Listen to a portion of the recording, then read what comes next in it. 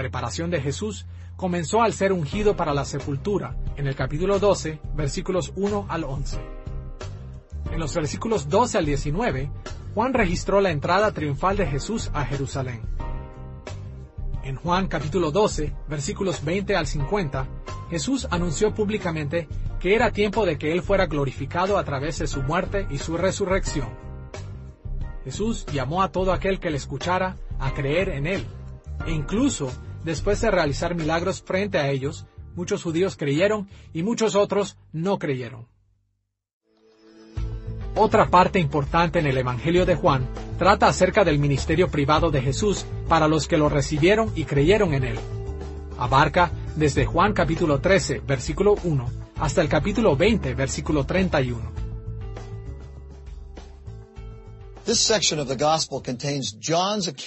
Esta sección del Evangelio contiene los relatos de Juan sobre la última cena de Jesús con sus discípulos, su arresto, crucifixión y resurrección. Es la historia de cómo Jesús reveló su gloria a su pueblo especial. Juan enseñó que Jesús ministró íntimamente a aquellos que creyeron en Él, y voluntariamente dio su vida por ellos. A través de estos eventos, Jesús reveló la gloria de Dios de una manera que nunca antes se había visto. Esta sección del Evangelio de Juan contiene el pensamiento que Juan expresó en Juan capítulo 1, versículos 11 y 12, donde él escribió estas palabras: Jesús a lo suyo vino, y los suyos no le recibieron. Mas a todos los que le recibieron, a los que creen en su nombre, les dio potestad de ser hechos hijos de Dios. En los primeros 12 capítulos del Evangelio de Juan, Jesús ministró al mundo, pero aún los suyos no lo recibieron. Entonces, comenzando en el capítulo 13, Jesús se concentró en aquellos en quienes lo recibieron, sus discípulos. Veremos esta sección del Evangelio de Juan en dos partes. Primero, consideraremos los eventos de la última cena. Segundo, veremos la hora de la mayor gloria de Jesús, es decir, su muerte y resurrección. Comenzaremos con los eventos alrededor de la última cena. El ministerio de Jesús a sus discípulos en la última cena se describe en 4 diferentes partes. En la primera parte, Jesús les sirvió al lavarles los pies en Juan capítulo 13, versículos 1 al 30. Jesús simbolizó todo su ministerio terrenal cuando Él humildemente lavó los pies de sus discípulos. Este evento dramáticamente proyectó su encarnación y su sacrificio salvador en la cruz. El Creador del universo se postró delante de su propio pueblo y les sirvió lavando sus pies cansados y sucios. Esto fue un servicio que alcanzaría su clímax al día siguiente en la cruz, cuando Él lavaría sus almas sucias y cansadas con su sangre purificadora. Después de lavar sus pies, Jesús anunció que uno de sus discípulos lo traicionaría. Entonces, después de que Satanás entró en Judas, Judas salió de la habitación para llevar a cabo la traición. Después de servir a sus discípulos lavando sus pies, Jesús los consoló en Juan capítulo 13, versículo 31, al capítulo 14, versículo 31. Después de que Judas salió, Jesús comenzó lo que generalmente es llamado su discurso de despedida, en el que preparó a sus fieles discípulos para el hecho de que pronto les dejaría. Jesús comenzó su discurso de despedida diciendo que el tiempo había llegado para que Él fuera glorificado, refiriéndose a que iba a morir, resucitar de la muerte y ascender a su Padre en los cielos. Sus discípulos tendrían que vivir sin la presencia de su cuerpo caminando, hablando y viviendo entre ellos. Él también predijo que Pedro lo negaría 3 veces. Jesús sabía que estas noticias complicadas preocuparon a sus discípulos, así que Él los consoló y les aseguró que finalmente los llevaría al Padre también. Y les dijo que no los dejaría solos. Él enviaría al Espíritu Santo para ministrarles en su lugar. Escuchemos la promesa de Jesús en Juan capítulo 14, versículo 26. Mas el Consolador, el Espíritu Santo, a quien el Padre enviará en mi nombre, Él os enseñará todas las cosas, y os recordará todo lo que yo os he dicho. Jesús prometió que sus discípulos nunca estarían solos, serían llevados a juicio y perseguidos por el mundo, pero nunca necesitarían defender solos el nombre de Jesús y el de ellos mismos. El Espíritu de verdad les daría poder para hablar y para escribir infalible y autoritativamente en nombre de Jesús. Después de consolar a sus discípulos, Jesús los preparó para su partida y para sus futuros ministerios en Juan capítulo 15, versículo 1 al capítulo 16, versículo 33. Al final de la sección anterior, Jesús y sus discípulos dejaron el lugar donde habían estado, y Jesús comenzó una nueva sección de su discurso. Él comenzó describiéndose a sí mismo como la vid verdadera en Juan capítulo 15, versículos 1 al 8. Esta metáfora apela al Salmo 80, versículo 8, y a Isaías capítulo 5, versículos 1 al 7, donde la nación de Israel fue descrita como una viña gloriosa. Debido al fracaso y al pecado de Israel más tarde, fue llamada una vid degenerada y extraña, en Jeremías capítulo 2, versículo 21. Sin embargo, Jesús usó esta imagen para asegurar a sus discípulos que Él mismo estaba reconstituyendo a Israel como una nación fiel y verdadera, y que ellos eran parte de este gran plan. Escuchemos lo que Jesús dijo en Juan capítulo 15, versículos 1 al 5. Yo soy la vid verdadera, yo soy la vid, vosotros los pámpanos. El que permanece en mí, y yo en él, éste lleva mucho fruto, porque separados de mí, nada podéis hacer.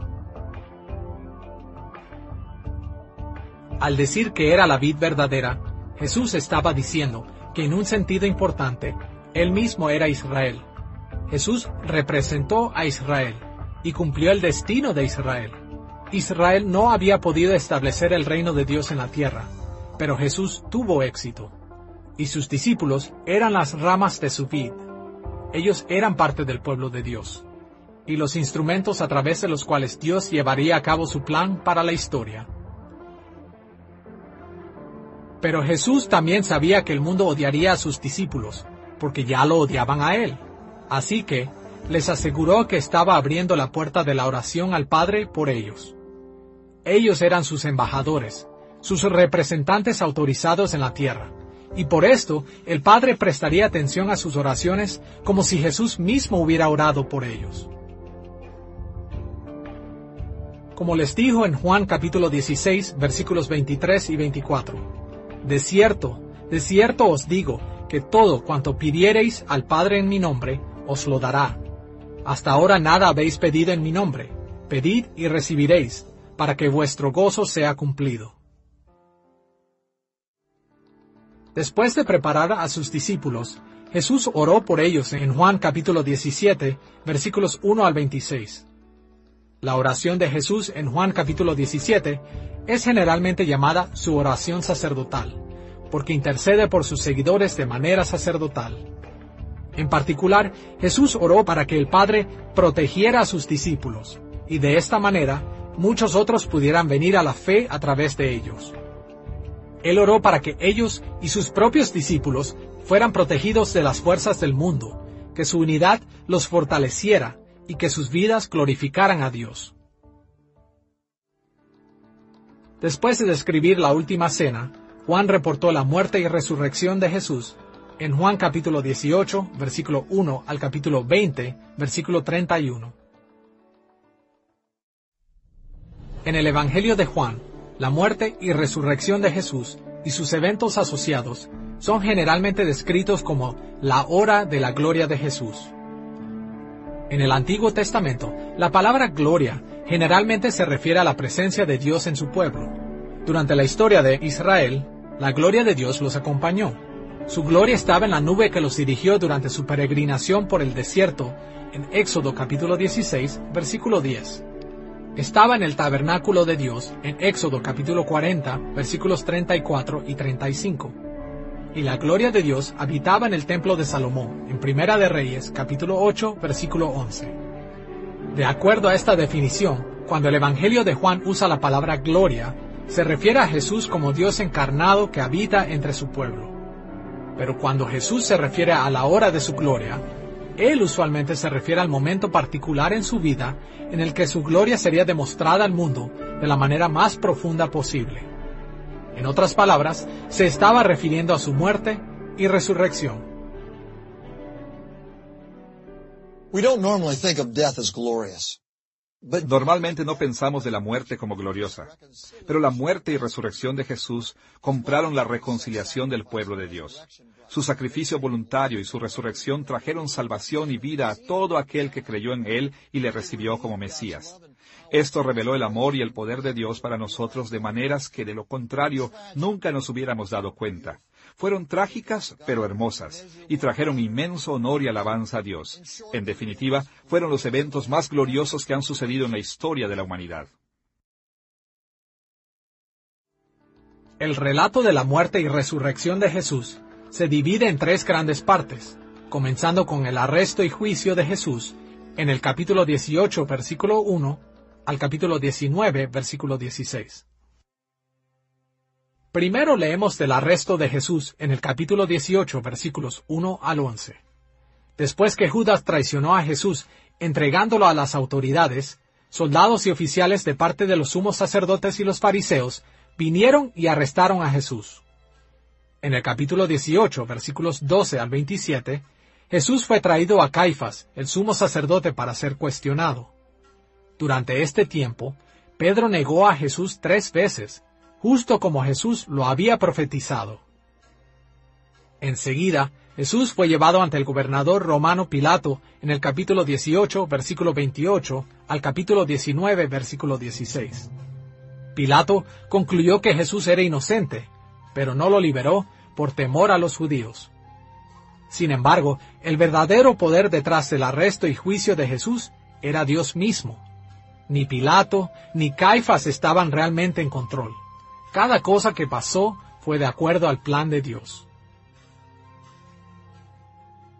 Como leemos en Juan capítulo 19, versículos 10 y 11, entonces le dijo Pilato, ¿a mí no me hablas? ¿No sabes que tengo autoridad para crucificarte y que tengo autoridad para soltarte? Respondió Jesús, ninguna autoridad tendrías contra mí si no te fuese dada de arriba. La segunda parte importante del relato de Juan sobre la muerte y resurrección de Jesús es la crucifixión en Juan capítulo 19, versículos 16 al 37. En el relato de la muerte de Jesús, Juan explica cómo los eventos particulares de la crucifixión cumplieron con varias expectativas sobre el Mesías escritas en el Antiguo Testamento. Estos datos demuestran que Jesús no fue tomado por sorpresa. Cada cosa tomó su lugar de acuerdo al plan de Dios. Durante su arresto, juicio y crucifixión, Jesús mantuvo silenciosamente su dignidad erguida. El Hijo de Dios dio su vida por su pueblo, y haciendo eso, reveló la gloria de Dios de una manera que nunca antes se había revelado. ¿Hasta dónde llegaría Dios para liberar a su pueblo? Por todo el camino hasta la cruz. Tercero, el reporte de la muerte y resurrección de Jesús termina con la resurrección en Juan capítulo 20, versículos 1 al 31. De acuerdo a Juan capítulo 20, versículos 1 al 9, la tumba de Jesús fue un hecho histórico. María, Pedro y el mismo Juan vieron que Jesús no estaba ahí. En el capítulo 20, versículos 10 al 31, Jesús se apareció a María Magdalena, los discípulos y a Tomás. Estos reportes indican que los seguidores de Jesús eran algo escépticos y no eran fácilmente engañados. En particular, Tomás no había estado presente la primera vez que Jesús apareció a sus discípulos. Y Tomás era escéptico. Él quería evidencias. Él no iba a creer la historia tan perturbada de una resurrección. Y su confesión en el versículo 28 es el clímax de la narración de Juan, donde Tomás reconoce a Jesús con las palabras, mi Señor y mi Dios. La última parte del Evangelio es la conclusión a su relato de la vida y ministerio terrenal de Jesús, registrado en Juan capítulo 21, versículos 1 al 25.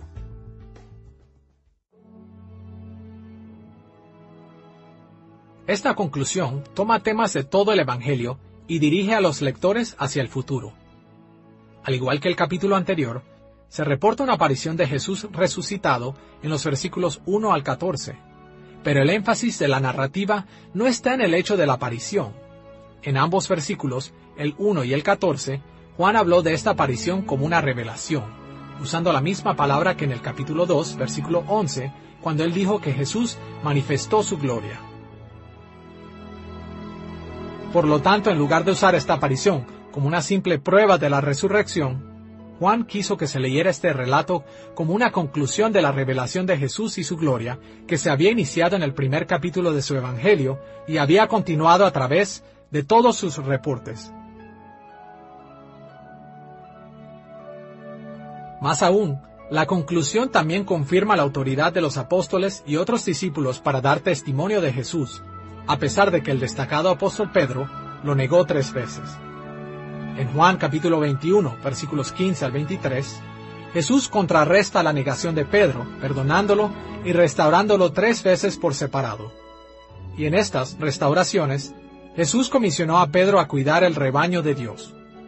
Jesús mismo era el buen pastor, pero ahora él designó a Pedro para seguir cuidando al pueblo de Dios. Cada uno de los otros evangelios termina con alguna forma de la gran comisión. Jesús mandó a sus apóstoles y a otros discípulos a construir la iglesia. Y esta historia de la restauración de Pedro es la manera en la que Juan ve el futuro de la iglesia. Jesús ha prometido estar con su pueblo para siempre, y él tomó este momento para dejar en claro que una manera en la que él siempre estará con su pueblo es a través de otros pastores, como Pedro. Como Pedro mismo después escribió en 1 de Pedro, capítulo 5, versículos 1 y 2, «Ruego a los ancianos que están entre vosotros, yo anciano también con ellos, y testigo de los padecimientos de Cristo, que soy también participante de la gloria que será revelada. Apacentad la grey de Dios que está entre vosotros».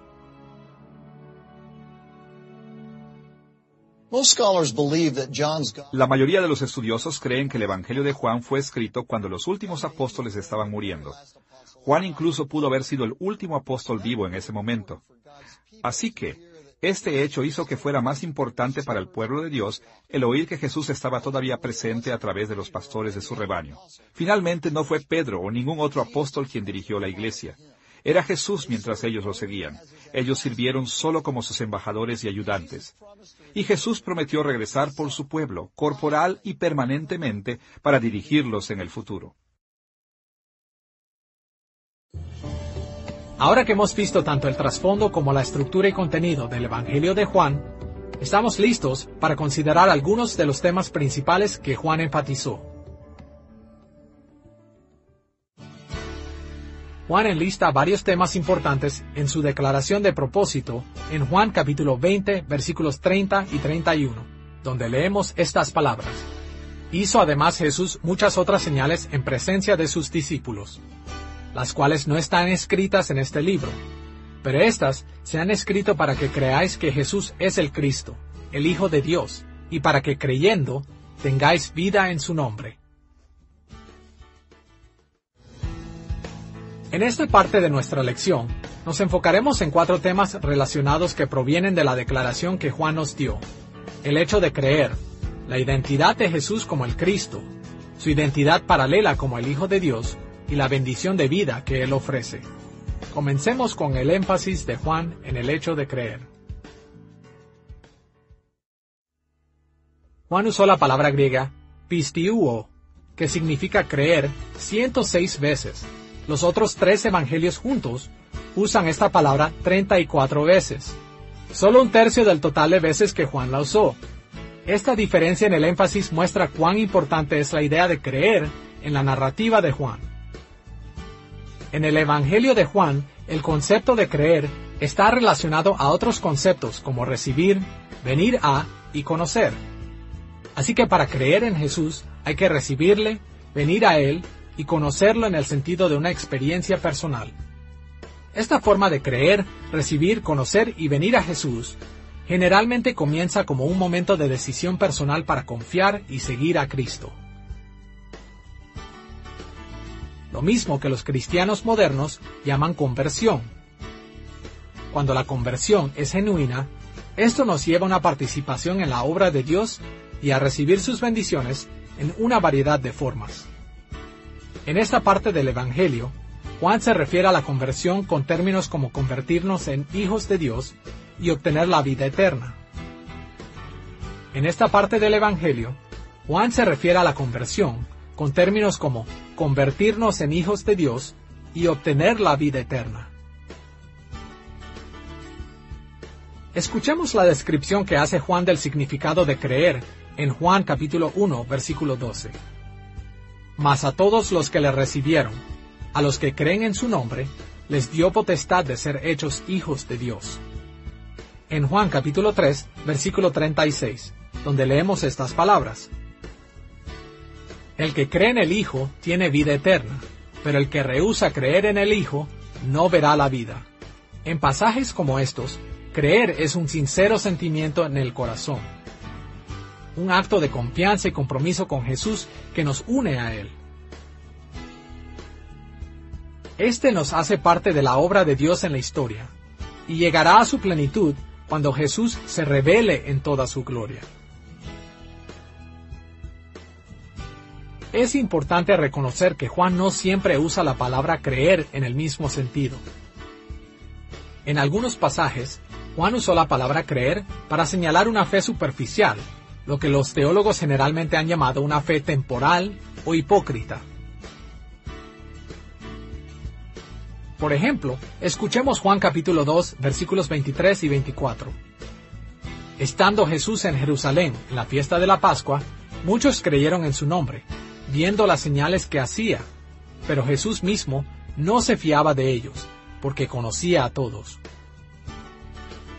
Jesús no se fiaba de estas personas porque su creencia era solo superficial. No era la creencia sincera que los teólogos generalmente llaman fe salvadora. For the most part, we can tell from the context where John spoke of. Podemos decir a partir de los contextos donde Juan habla de creer que él solía tener en mente la verdadera fe salvadora, verdadera confianza en Jesús como Salvador y Señor. Para Juan, Jesús, el objeto de nuestra fe, hace toda la diferencia. No es el poder de nuestra fe lo que nos salva, sino el poder de aquel en quien creemos. Una vez que hemos observado el tema de creer en Jesús, vayamos a una de las cosas principales que Juan nos quiere hacer reflexionar, y es que Jesús es el Cristo, el Mesías, el cumplimiento de las antiguas promesas de Dios para el pueblo de Israel.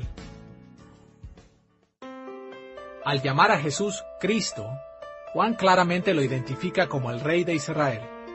Después de todo, en el primer siglo el término Cristo o Mesías se había convertido en el equivalente de Rey de Israel. Esto es lo que el Cristo era, pero el hecho de que Jesús era el Rey de Israel tenía muchas implicaciones y Juan dirigió su atención a varias de ellas. Por ejemplo, Juan enfatizó que como el Rey de Israel y de Judá en el Antiguo Testamento, Jesús personificó al pueblo que gobernaba. Jesús se convirtió en todo lo que Israel había dejado de ser, y con ello recibió todas las bendiciones que Israel previamente fracasó en obtener. Como Rey de Israel, Jesús representó a su pueblo en toda su capacidad, y sirvió tanto como su sustituto y como el conducto de las bendiciones de Dios para Israel. En Juan capítulo 15, versículos 1 al 8, Juan demostró esta verdad acerca de Jesús, reportando que Él era la vid verdadera, y que sus seguidores eran los pámpanos en Él. Escuchemos lo que Jesús dijo en Juan capítulo 15, versículos 5 y 8. Yo soy la vid, vosotros los pámpanos. El que permanece en mí, y yo en él, éste lleva mucho fruto. En esto es glorificado mi Padre, en que llevéis mucho fruto, y seáis así mis discípulos. A través del Antiguo Testamento, Israel ha sido descrito como la viña de Dios. Encontramos esta imagen en lugares como el Salmo 80, Jeremías capítulo 2, Ezequiel capítulo 17 y Oseas capítulo 10. Más aún, la familia real de David y el futuro gran Mesías fueron representados como la rama de donde el pueblo de Dios crecería. Vemos esto en lugares como Isaías capítulo 11, versículo 1. Así que, con estos antecedentes, cuando Jesús proclama ser la vid verdadera y el único camino para agradar y glorificar a Dios, sus discípulos habrán comprendido que Jesús era el Rey verdadero de Israel, quien representa y encarna a su pueblo. Pero, ¿Cuáles son las implicaciones en la idea de que como rey, Jesús es el verdadero Israel? Por un lado, esto significa que Jesús estaba cumpliendo con todo lo que Israel fue llamado a hacer. Israel había fallado en lograr ser y hacer lo que Dios le había ordenado. Pero donde Israel falló por causa de su pecado, Jesús lo logró perfectamente. Él cumplió el destino de Israel. En su propia persona, Jesús resumió siglos de la historia del Antiguo Testamento y reveló la realidad de la gloriosa presencia de Dios como solo Él lo podía hacer. Y a causa de esto, el verdadero pueblo de Israel no es identificado por su membresía en la nación de Israel. En su lugar, ellos son el pueblo, las ramas de la vid verdadera, creyentes en Cristo, unidos en Él por medio de la fe. Nuestra discusión del rol que Jesús representa como el Cristo se enfoca básicamente en tres maneras en las que Jesús cumple con las expectativas que tiene el Antiguo Testamento del Mesías, quien fue particularmente importante en el Evangelio de Juan. Primero, Jesús cumplió con la expectativa del templo. Segundo, cumplió las expectativas creadas por las fiestas de Israel. Y tercero, cumplió con la ley de Dios. Veremos cada una de estas ideas, comenzando con la manera en la que Jesús cumplió con la expectativa del templo. Una de las razones por las que el templo era importante en las Escrituras es que este era el lugar donde Dios había prometido estar presente con su pueblo de manera especial. Por supuesto, sabemos que Dios es omnipresente. Él está en todas partes en todo tiempo. Pero cuando hablamos acerca de la especial presencia de Dios, tenemos en mente las manifestaciones de su presencia, los momentos en los que Dios concentra su presencia en lugares particulares, usualmente de una manera en la que Él era visualmente glorioso. El tema de la presencia especial de Dios entre su pueblo se cumple en muchas etapas en la historia bíblica. Al principio, el jardín de Edén fue el lugar santificado en la tierra, donde la presencia central y especial de Dios podía ser encontrada, sirviendo como la sala del trono en la tierra, de donde la humanidad santificaría toda la tierra, convirtiendo al mundo entero en el reino santo de Dios. Después, cuando Dios estableció a Israel como su sacerdote real, primero relacionó su presencia especial con el tabernáculo y después con el templo. La decoración y mobiliario, tanto del tabernáculo como del templo, fueron diseñados siguiendo el modelo del jardín del Edén, y ambos hacían la función del jardín. Las Escrituras confirman esta conexión, señalando que el tabernáculo y el templo eran la sala del trono real de Dios en la tierra, los lugares en donde Dios habitaba gloriosamente en medio de su pueblo.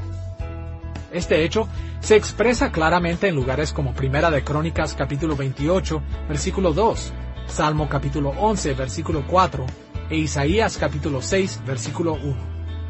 Estos fueron los lugares más sagrados en la tierra, en donde las bendiciones de Dios podían ser directamente obtenidas por su pueblo. Y de la misma manera que el jardín del Edén, eran el centro de su reino, donde su pueblo santificaba la tierra como su reino.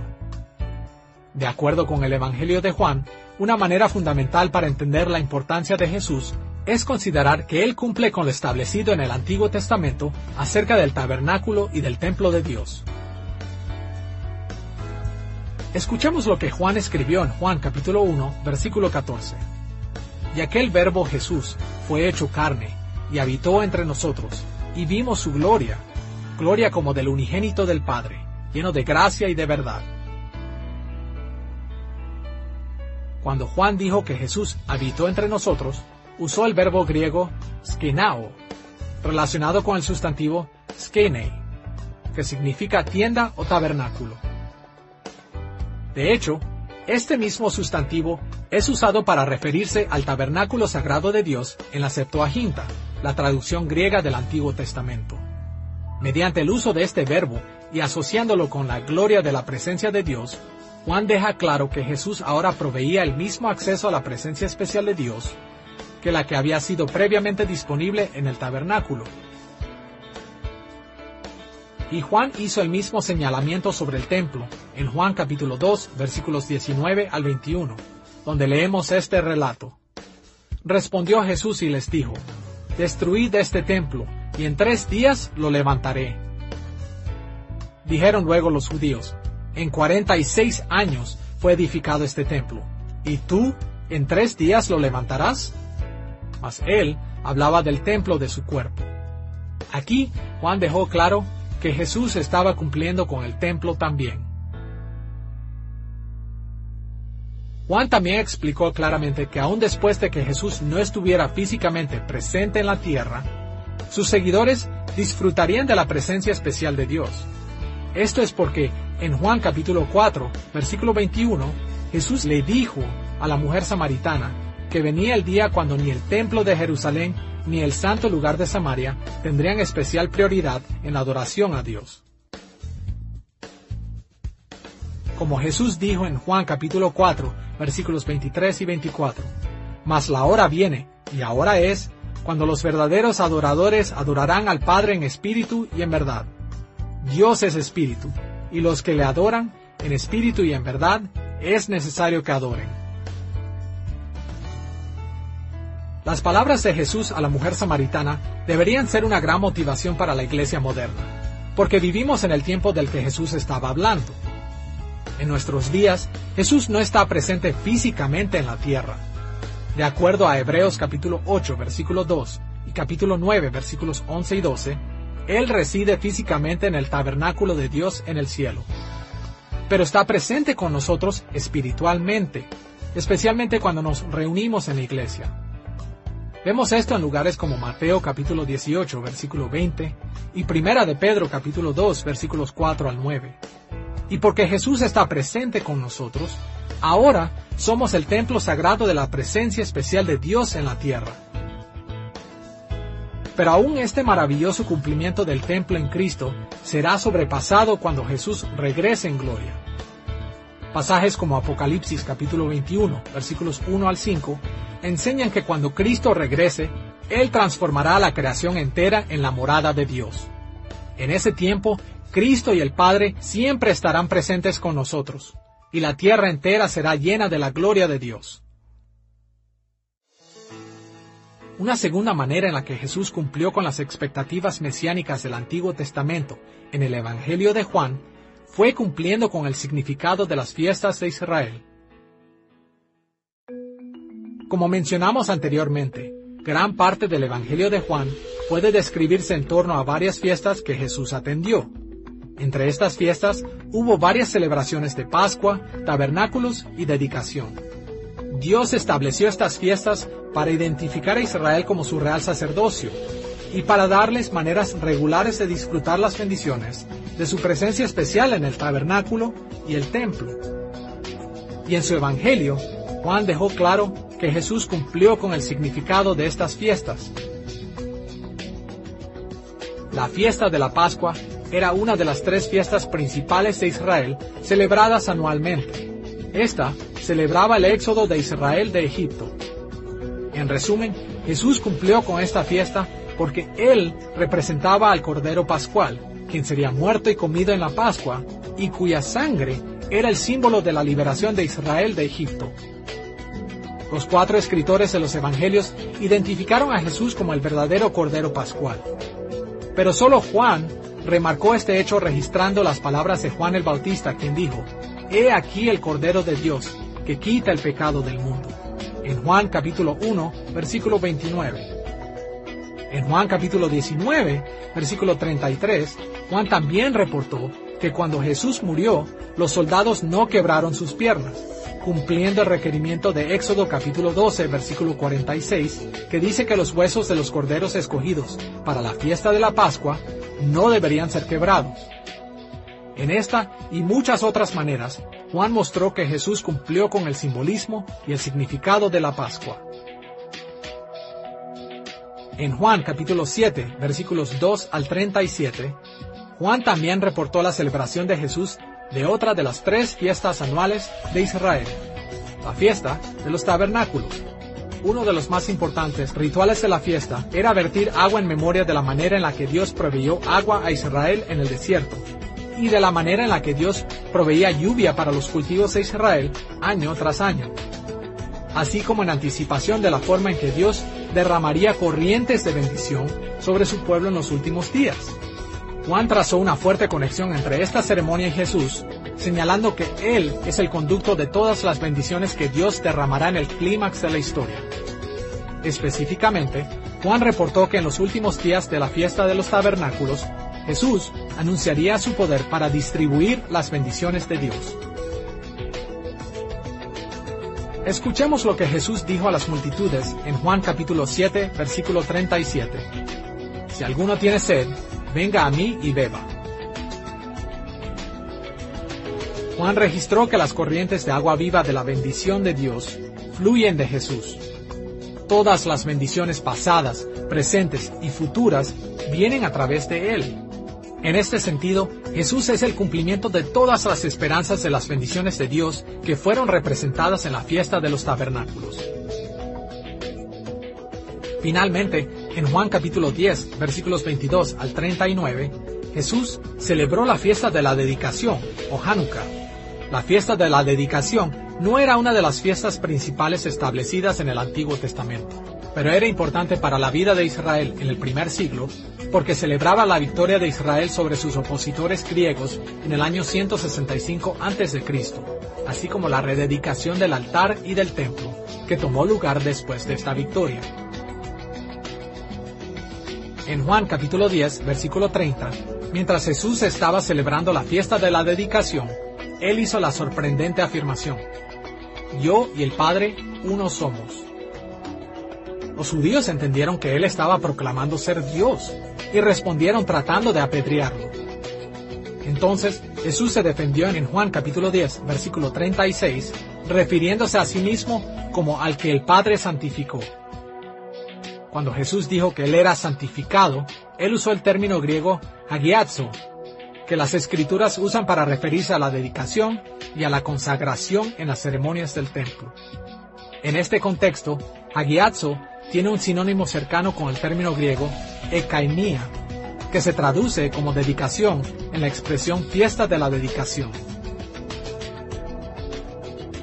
De esta manera, Juan estrechamente asoció a Jesús con la celebración de la dedicación o consagración del templo. La fiesta celebraba que el templo era preparado para la presencia de Dios, y de manera similar, Jesús fue apartado como el cumplimiento de la presencia especial de Dios en la tierra. Además de mostrar que Jesús cumplió con las expectativas del templo y de las fiestas, Juan también demostró que Jesús cumplió con la ley de Dios. Aunque los cristianos estamos a menudo acostumbrados a pensar en la ley de Dios de manera negativa, como algo que nos condena, también necesitamos recordar que la ley fue dada para los verdaderos creyentes como una guía hacia las bendiciones de Dios. En el Antiguo Testamento, la ley de Dios era presentada como un regalo especial para su pueblo. El Salmo 119 y muchos otros pasajes celebran la ley como la guía de bendiciones de Dios para Israel. Y en el Nuevo Testamento, Santiago llama a la ley de Dios la perfecta ley que da libertad, en Santiago capítulo 1, versículo 25. Y Pablo la llama la ley de Cristo, en 1 Corintios capítulo 9, versículo 21. Y Jesús mismo afirmó la importancia y el valor de la ley en Juan capítulo 10, versículo 35, cuando dijo: la Escritura no puede ser quebrantada. Aquí, Jesús enseñó que todo el Antiguo Testamento, incluyendo la ley, es la perpetua y permanente palabra de Dios para su pueblo. A pesar de eso, Juan dejó claro que la ley no era un fin en sí mismo. En un sentido importante, esta siempre apunta más allá de sí misma, apunta a Jesús. En Juan capítulo 5, versículos 46 y 47, Jesús les dijo a los judíos incrédulos: porque si creyeseis a Moisés, me creeríais a mí, porque de mí escribió él. Pero si no creéis a sus escritos, ¿cómo creeréis a mis palabras? Juan enfatizó este punto a través de su evangelio. La ley del Antiguo Testamento apuntó hacia Jesús, así que rechazar a Jesús era también rechazar la ley que lo había anunciado. Una de las maneras en las que Juan enfatizó esto fue atribuyéndole a Jesús títulos, características y acciones que el judaísmo ya le había dado a la ley. Por ejemplo, el judaísmo había dicho, debes alimentar a tu enemigo hambriento con el pan del Torá. Y en Juan capítulo 6, versículo 35, Jesús es llamado el pan de vida. El judaísmo había dicho que las palabras del Torá son vida para el mundo. Y en Juan capítulo 4, versículo 11, Jesús es el dador del agua viva. El judaísmo también habló de la luz de la ley que fue dada para alumbrar a cada hombre. Y Juan capítulo 1, versículo 9, llama a Jesús la luz verdadera que alumbra a todo hombre. Estos son solo unos pocos de los muchos ejemplos en el Evangelio de Juan que muestran que Jesús encarnó la ley de Dios. Jesús y sus enseñanzas continúan siendo la fuente de vida y la luz para todo aquel que lo siga. Ahora que hemos visto los temas principales de creer en Jesús y la identidad de Jesús como el Cristo, debemos considerar su identidad paralela como el Hijo de Dios.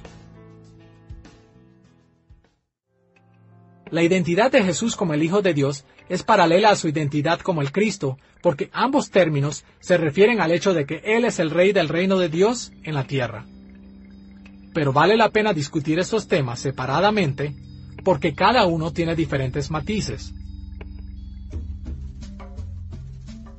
En el Evangelio de Juan, el término Hijo de Dios se refiere a el divino Rey mesiánico. Por un lado, este se refiere al concepto del Hijo Divino, quien bajó del cielo a la tierra, como en Juan capítulo 10, versículos 22 al 40.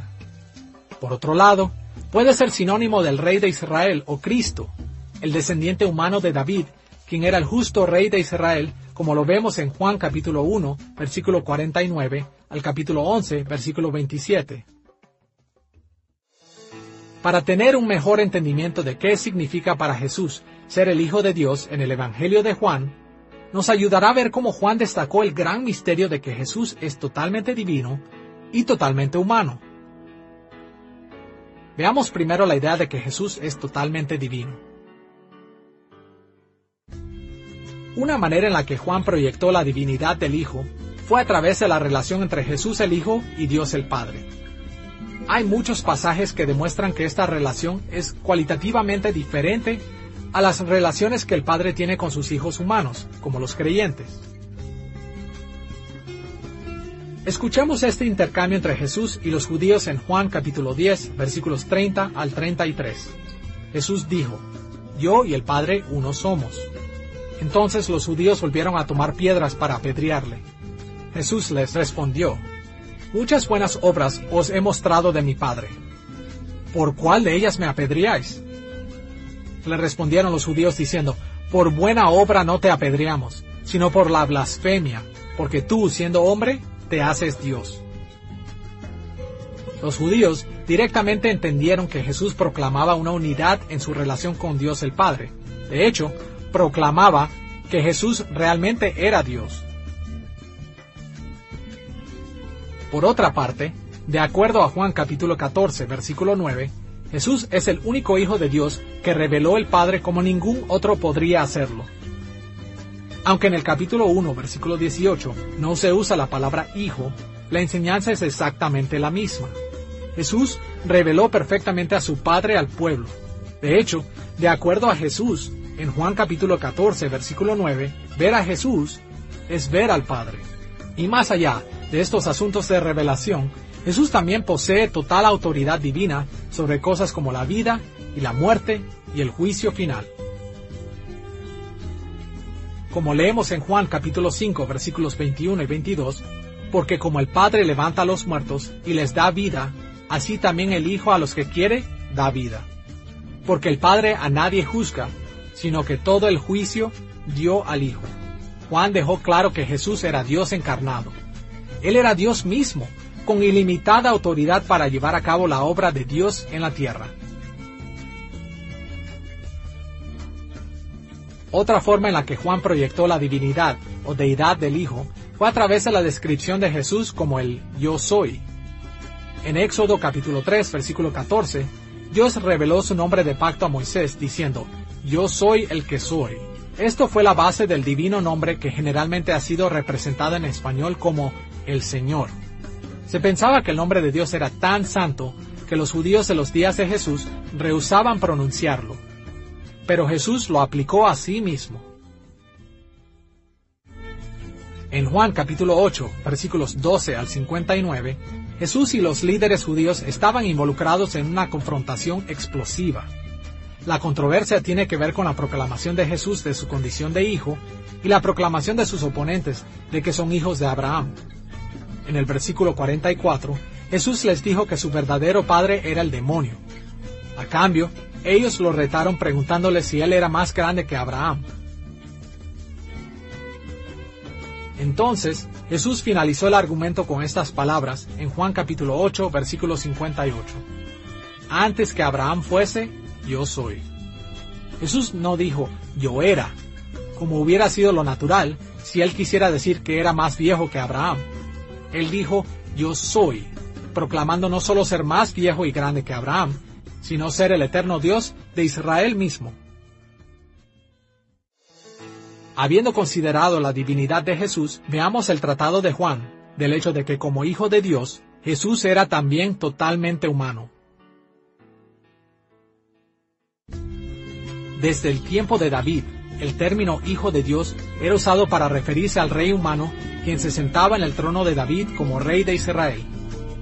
Podemos ver esto en lugares como Salmo capítulo 2, versículo 7, y 2 de Samuel capítulo 7, versículo 14.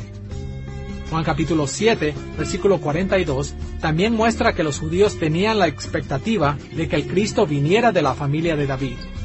Y en Juan capítulo 1, versículo 49, el término Hijo de Dios es usado como un sinónimo para Rey de Israel. En muchos otros pasajes en el Evangelio de Juan, también se identifica a Jesús como el Rey de los judíos, como en el capítulo 12, versículos 13 al 15, el capítulo 18, versículos 33 al 40, el capítulo 19, versículos 1 al 21. En resumen, cuando Juan identificó a Jesús como el Hijo de Dios, parte de lo que él quería decir era que Jesús era un perfecto humano, descendiente de David, que gobernaría sobre Israel para siempre. The Gospel of John stresses El Evangelio de Juan hace hincapié en que, como Hijo de Dios, Jesús posee una realeza divina completa y una realeza humana completa. Cada esperanza que el Antiguo Testamento puso en el reinado de Dios sobre el universo y cada esperanza que el Antiguo Testamento estableció para el gobierno del Mesías davídico fue cumplida en el reinado de Jesús. Hasta ahora, hemos visto los principales temas del hecho de creer en Jesús, la identidad paralela de Jesús como el Cristo y como el Hijo de Dios. Ahora estamos listos para estudiar las bendiciones de vida que vienen a aquellos que creen en Cristo. Juan usó la palabra vida 36 veces en su evangelio. Los otros 3 evangelistas la usaron en total 16 veces. Pero no solo es por el gran número de veces que se utilizó esta palabra lo que le da importancia al evangelio, sino el rol que la palabra vida juega en el mensaje del evangelio. En Juan capítulo 17, versículo 3, Jesús definió la palabra vida de esta manera: y esta es la vida eterna, que te conozcan a ti, el único Dios verdadero, y a Jesucristo, a quien has enviado. Por supuesto que este conocimiento es mucho más que el simple conocimiento intelectual de Dios. Este incluye una medida de conocimiento racional acerca de Dios. Pero aún más importante es que es una relación con Él, una experiencia personal de su presencia y participación en nuestras vidas. Esta comunión con nuestro Creador es una de las principales metas de la existencia humana. De acuerdo a Juan capítulo 3, versículo 16, esta vida puede también ser llamada eterna, significando que nunca terminará. Pero Juan deja claro que no tenemos que morir para obtener esta vida eterna. De hecho, los creyentes ya poseen la vida eterna. Como Jesús dijo en Juan capítulo 5, versículo 24, el que oye mi palabra y cree al que me envió, tiene vida eterna, y no vendrá a condenación, mas ha pasado de muerte a vida. La vida es el regalo de Dios para aquellos que creen en Jesús.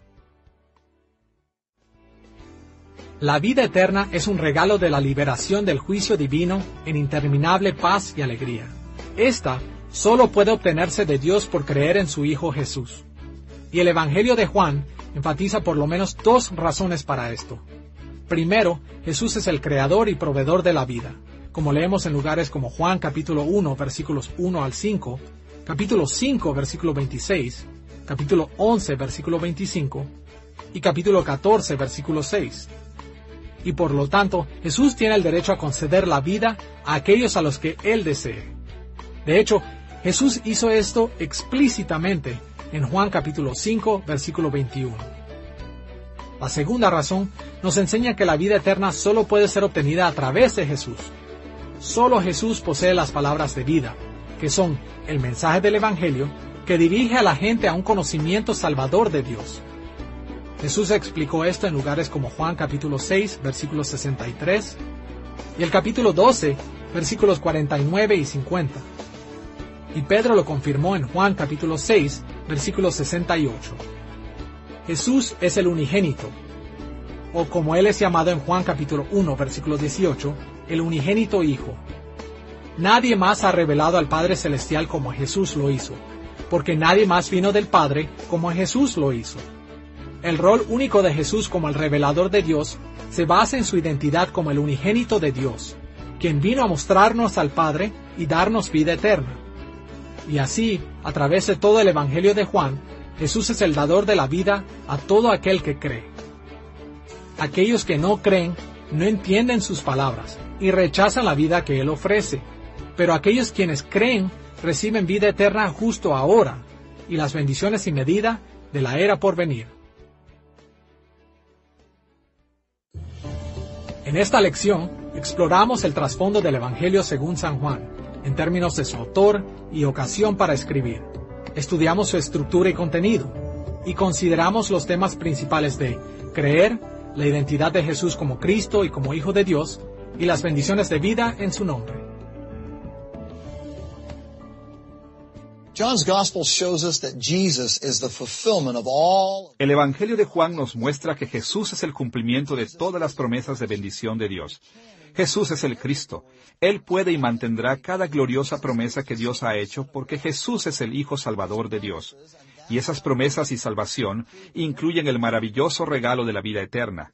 Si nos aferramos a estas esperanzas al leer el Evangelio de Juan, estaremos mejor preparados para entenderlas y para aplicarlas a nuestras vidas. Y si las mantenemos en nuestros corazones al vivir, estaremos mejor preparados para glorificar a Dios y disfrutar la vida eterna que Él nos ha dado a través de su Hijo Jesús.